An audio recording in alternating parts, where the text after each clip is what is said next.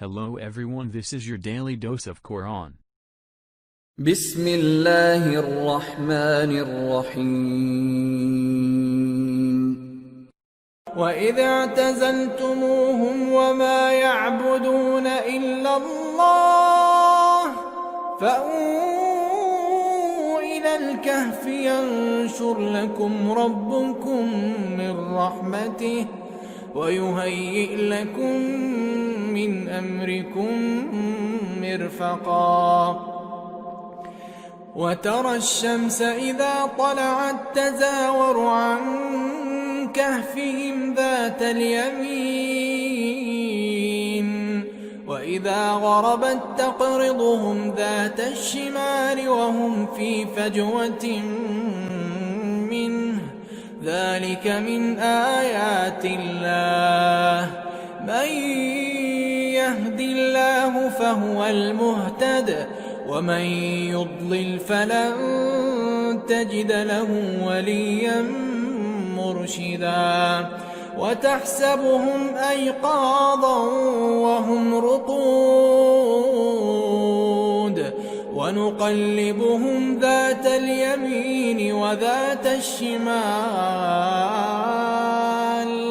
وكلبهم باسط ذراعيه بالوصيد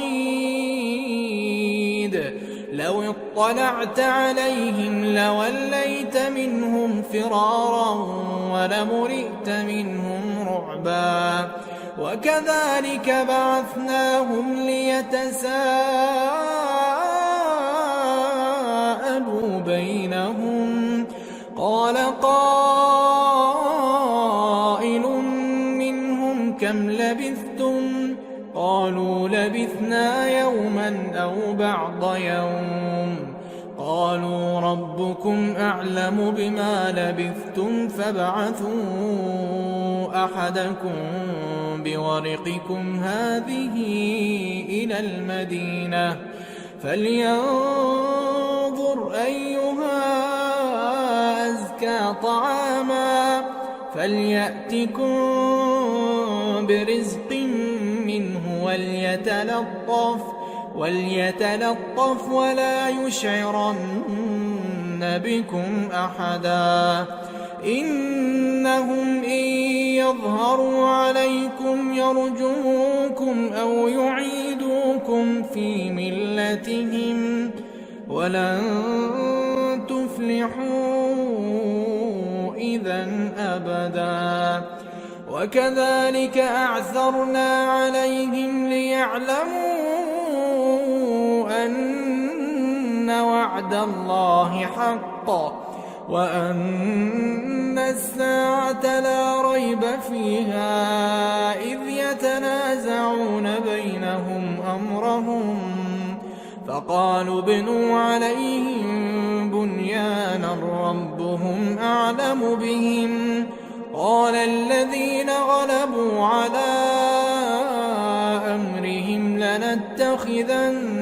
عليهم مسجدا سيقولون ثلاثة رابعهم كلبهم ويقولون خمسة سادسهم كلبهم رجما بالغيب ويقولون سبعة وثامنهم كلبهم قل ربي أعلم بعدتهم ما يعلمهم إلا قليل فلا تمار فيهم إلا مراء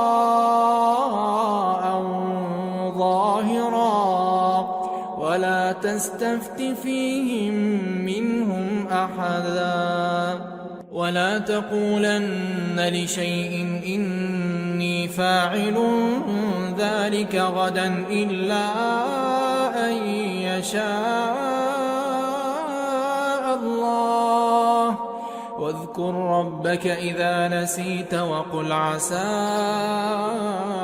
أن يهديني ربي لأقرب من هذا رشدا ولبثوا في كهفهم 300 سنين وازدادوا 9 قل الله أعلم بما لبثوا له غيب السماوات والأرض أبصر به وأسمع ما لهم من دونه من ولي ولا يشرك في حكمه أحدا. In the name of Allah, the absolutely merciful, the especially merciful. The young men said to one another, and when you withdraw from them and that which they worship except Allah, then seek refuge in the cave. Your Lord will open a way for you from His mercy, and will make easy for you your affair. And you might have seen the sun when it rose, declining to the right from their cave, and when it set, turning away from them to the left, while they lay in the midst of the cave. That is of the signs of Allah. He whom Allah guides is rightly guided, but he whom He sends astray, for him you will find no guiding friend to lead him to the right path. And you would have thought them awake while they were asleep. And we turned them on their right and on their left sides, and their dog stretching forth his 2 forelegs at the entrance. Had you looked at them, you would certainly have turned back from them in flight, and would certainly have been filled with awe of them. Likewise, we awakened them that they might question one another. A speaker from among them said, "How long have you stayed?" They said, "We have stayed perhaps a day, or part of a day." They said, "Your Lord knows best how long you have stayed. So send one of you with this silver coin of yours to the town, and let him find out which is the good lawful food, and bring some of that to you.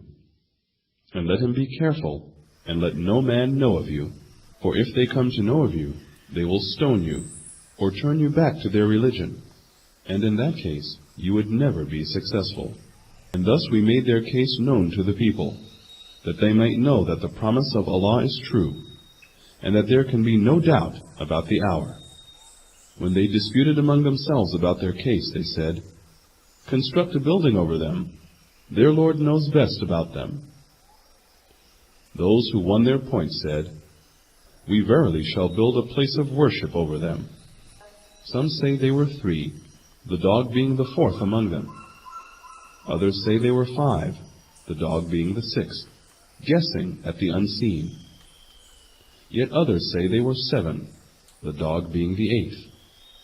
Say, O Muhammad, my Lord knows best their number. None knows them but a few. So debate not, except with the clear proof, and consult not any of them about the people of the cave. Never say of anything, "I shall do such and such thing tomorrow," except if Allah will. And remember your Lord when you forget, and say, "It may be that my Lord guides me unto a nearer way of truth than this."